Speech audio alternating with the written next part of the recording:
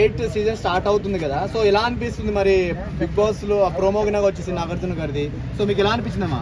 బాగుంటుంది, ఎందుకంటే చాలా మంది వస్తున్నారు, బర్రెలక్క అట్లాంటి వాళ్ళు. ఇంకా ఎవరు కుమారి ఆంటీ కూడా వస్తుంది, మంచిగా బాగుంటుందని నేను అనుకుంటున్నాను. సో మరి ఎక్స్పెక్టేషన్స్ ఎలా ఉన్నాయి, మరి ఎలా ఆడతారు అనుకుంటున్నారు? కుమారి ఆంటీ వస్తే బిగ్ బాస్ కి సూట్ అవుతారు అనుకుంటున్నారు? సూట్ అవుతుందండి, ఎందుకంటే కష్టపడి వచ్చింది కదా ఆమె కూడా. ఖచ్చితంగా సెలెక్ట్ అయింది కాబట్టి ఖచ్చితంగా సక్సెస్ అవుతారు. అందరూ మంచిగా ఆడతారు, జనాలందరినీ బాగా నవ్విస్తారు. అంటే ఒక నవ్వించుడు కాకుండా, వంట చేయడం కాకుండా మరి వేరే గేమ్స్ కింద ఆడాలి, చాలా మైండ్తో ఆడాలి, అందరితో కొట్లాడాలి, పీకులాడాలి. తర్వాత ఆమె బిజినెస్కి ఏమైనా దెబ్బ పడే ఛాన్స్ ఉంది అనుకుంటున్నారా? రియాలిటీ ఓర్పుతనం కొంతవరకే ఉంటుంది, కానీ ఏమైనా బిజినెస్ మీద దెబ్బ తినే ఛాన్స్ ఉంది అనుకుంటున్నారా? ఏం లేదండి, ఎందుకంటే ఆమె ఓన్ బిజినెస్ కాబట్టి ఇది ఆటలాగే చూస్తారు, ఆమె బిజినెస్ లాగే చూస్తారు. బాగుంటుంది, బాగా ఆడతారు. ఒకవేళ కుమారి అంటే బిగ్ బాస్ హౌస్ లో ఉంటే మరి ఎలాంటి సపోర్ట్ దొరుకుతుంది అనుకుంటున్నారు మరి ఆడియన్స్ నుండి? మంచిగానే ఉంటుందండి సపోర్ట్ అయితే మా నుంచి. సో రీతు చౌదరి గారు వస్తున్నారు కదా బిగ్ బాస్ కి, సో ఇన్స్టాగ్రామ్ లో చిన్న చిన్న చెడ్డీలు మిడ్డీలు వేసుకుని డాన్స్ చేస్తుంటారు కదా, సో ఒక అమ్మాయి వస్తే ఎలాంటి పర్ఫామ్ చేస్తుంది, ఆమె కన్ఫర్మ్డ్ కంటెస్టెంట్ అంటున్నారు. సో బిగ్ బాస్ లో ఎలా ఉంటుంది అనుకుంటున్నారు ఈసారి?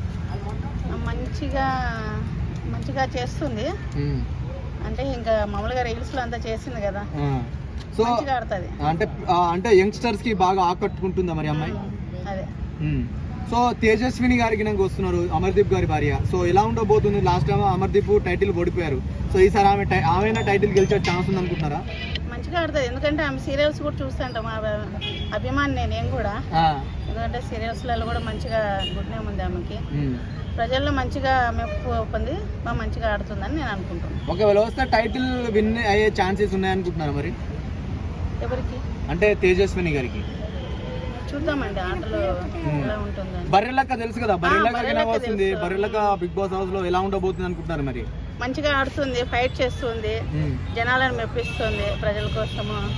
ఆల్రెడీ బయట అమ్మాయి సోషల్ మీడియాలో బాగానే చేస్తుంది కదా, ఖచ్చితంగా నా సపోర్ట్ అయితే బర్రెలక్కకే. సో బర్రెలక్క వస్తే ఎలాంటి సపోర్ట్ దొరుకుతుంది అనుకుంటున్నారు మరి బయట ఆడియన్స్ నుండి?